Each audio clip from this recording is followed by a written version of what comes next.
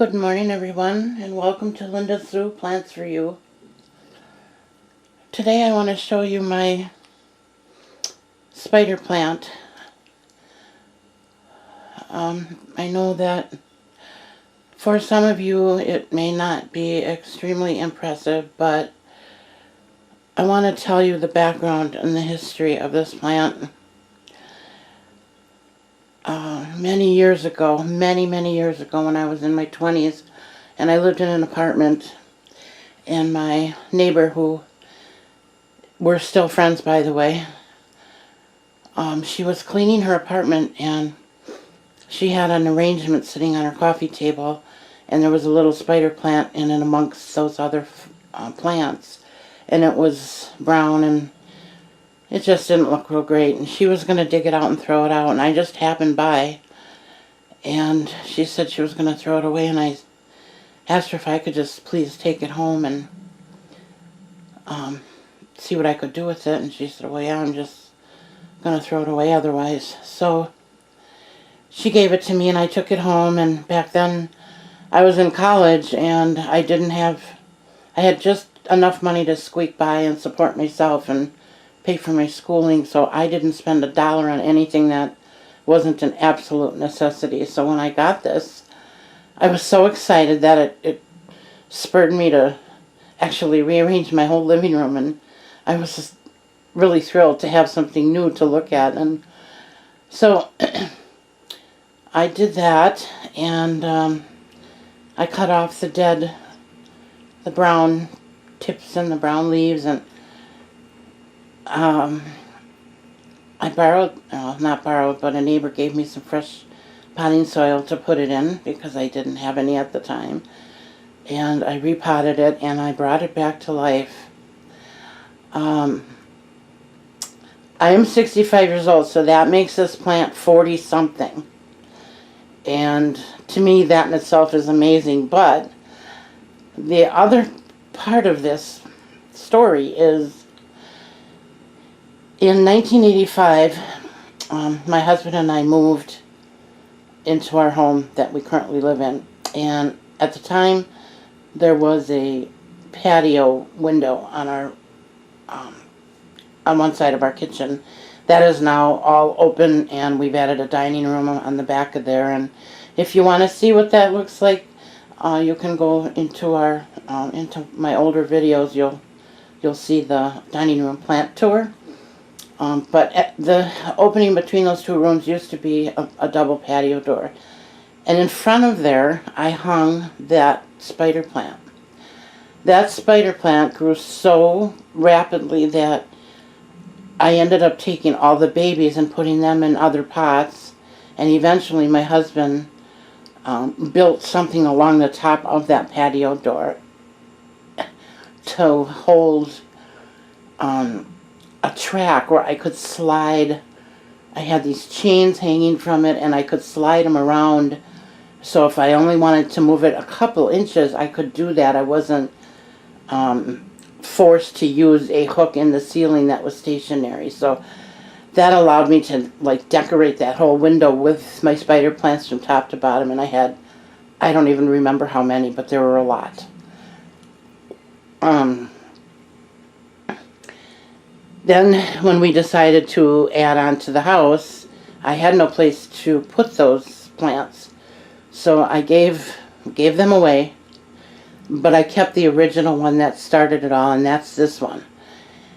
The interesting story behind this is that this past year, for some reason, this plant started to die. I was actually down to about 6 or 7 leaves, and I could not figure out what was wrong with it. I couldn't get it to respond to anything I did. I ended up calling our University of Milwaukee and then the University of Madison. I was corresponding with both of those schools, the entomology department and the botanist, trying to figure out what was going on with this spider plant. And the leaves on it they looked rusty. They were they were a rust color and they had dots all over it. And I think, I'm not sure, but I believe that it must have been some kind of fungus, but we never did get a definitive answer as to what was wrong. But I repotted it one last time, and I added the coco coir and the worm castings to the soil, and I started using distilled water. And I did all three of those things at the same time. So I'm not sure what, if any, of those is what helped it. I'm going to tend to think that it was probably the distilled water. And even though I used to use distilled water on my calatheas, I am starting to use it on all my plants, and it's making a difference. So I think it just is not like our well water. You know, we've got very, very high iron content, and then you've got the salt and the water softener. But what's perplexing to me is that we haven't changed our well since we lived here. And it was the same well water that I used years ago, and it grew great. So I'm not sure what it was, but I just had to share this with you because, like I said, in spring of this year, this plant sitting on my stand here did not exist. Those are babies from this one. And this plant in itself was down to, like I said, about 7 very unhealthy leaves. So I got all of this growth since spring. And I'm so very, very excited that I didn't lose it. And now I took the babies and made a new plant, and even that is extremely healthy and growing every day. So, I'm not sure what the moral of it is, but I can tell you that this plant brings me much, much joy because of its history and its age and how long I've had it, and that in itself is very exciting. And for those of you that did not see my repotting video of my purple velvet plant, there she is, growing strong.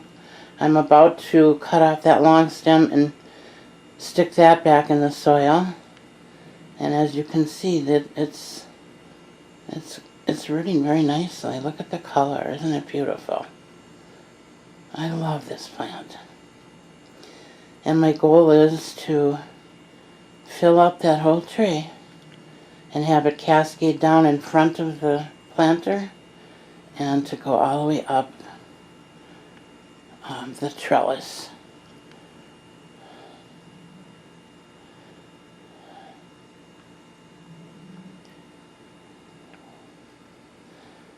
Alright, so that's going to be it for today. I do have more videos coming, so stay tuned. For those of you that want to continue to monitor the progress here, my plan is to fill up this whole corner with spider plants. So I do have some hooks that I gotta get in the ceiling, but I'm hoping that this whole corner will be just one big huge mass of spider plants at some point. So stay tuned for that. I will keep you all updated.